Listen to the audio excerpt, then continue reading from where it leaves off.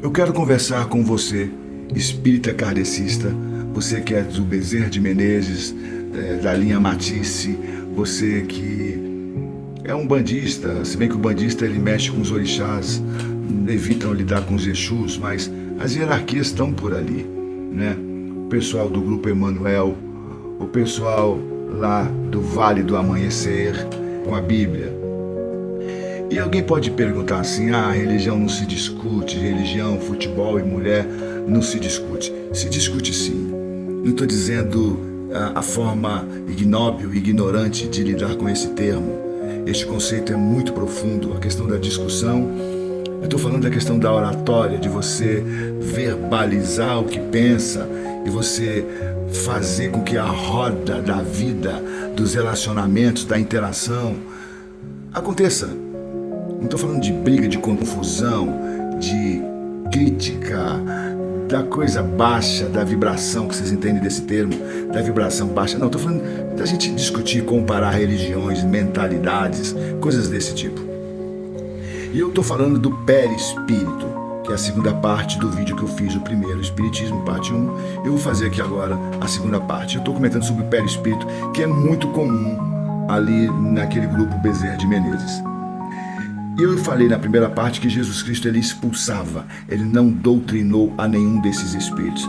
Até porque Jesus Cristo ele era judeu, de nascença, de ascendência judaica, e ele sabia muito bem com quem ele estava lidando. Ele estava lidando com anjos caídos, ele estava lidando com nefaus, nefilins, que estiveram aqui, com anjos caídos e com os filhos dos anjos caídos, que eram os partidos, não eram nem anjos, nem homens, e ficaram por aqui povoando esta terra, e foram milhares de milhares, milhões e milhões e bilhões e bilhões, e eles estão por aqui, são espíritos.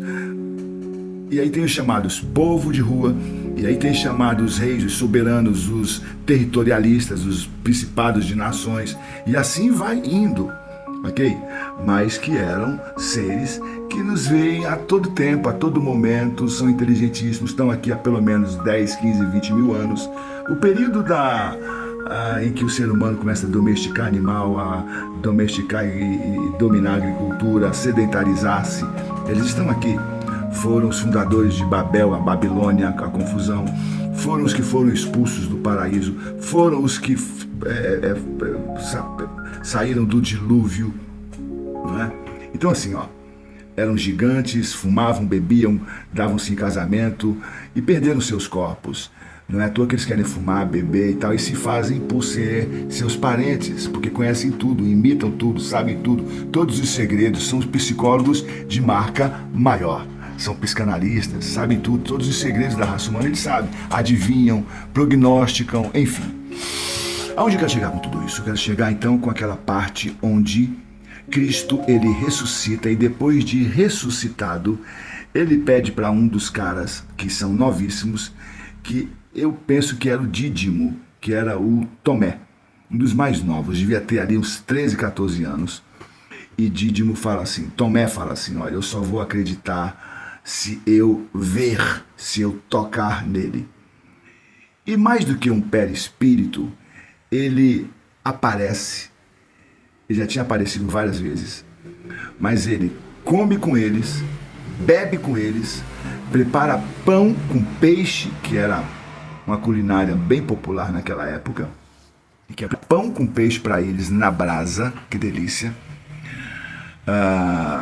E teve uma hora que ele chega, ele se torna um corpo atômico, porque ele reconstitui os elétrons, os prótons, os nêutrons, o átomo, o centro, o núcleo, e ele se torna um corpo glorificado.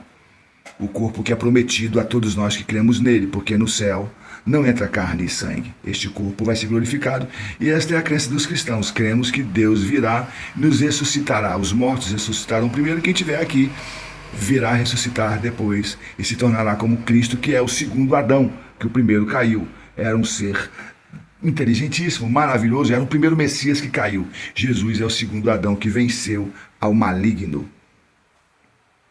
Enfim, ele aparece, as portas estão fechadas, eles estão com medo dos judeus, dos romanos, dos soldados romanos e dos judeus, escondidos, e Jesus Cristo entra e atravessa a parede com o corpo glorificado. Aparece, senta-se e fala: paz seja convosco. Shalom, Shalom Adonai, a paz do Senhor. E fala com Tomé, porque ele está escutando tudo, ele está nos porões da alma humana. E ele fala com Tomé o seguinte: Tomé, porque você viu, você creu? Porque ele fala: Tomé, toca aqui na minha ferida, você está vendo aqui as minhas mãos? Minhas mãos estão furadas, ou os meus pulsos. Provavelmente eram os pulsos, tá? Se fosse na mão, rasgaria tudo. Ele fala: Tomé, você está vendo que as minhas mãos estão furadas? E ele: Senhor, meu Senhor, és verdadeiramente o Senhor. E ele está falando, está vendo, está tocando. Toca aqui. Você está vendo aqui, ó, na minha costela, está furada. Toca em mim. Come com eles, bebe com eles, fica com eles mais 40 dias. Neste período tem aquela situação de que os que estavam mortos no Sheol, que é uma referência judaica, que é um termo da estrutura judaica, mas que a gente poderia usar a estrutura grega, vamos colocar helênica, do Tártaro ou, por que não dizer, do Hades, onde ficava o Eleusis e onde ficava o Tártaro e o Hades, onde ficava a gente ruim e gente boa.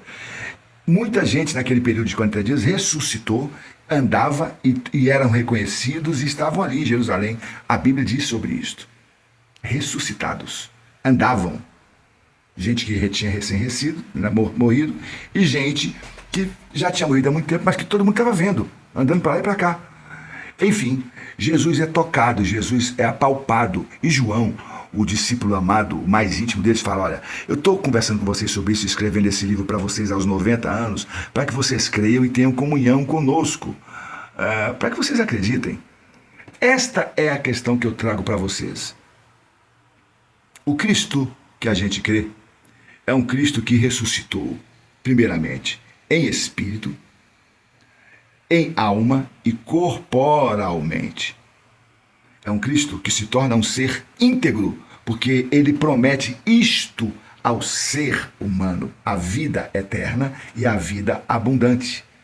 Para todo aquele que nele crê e tem a vida eterna. Não significa que crê e fazer baderna e continuar uma vida medíocre, uma vida idiota.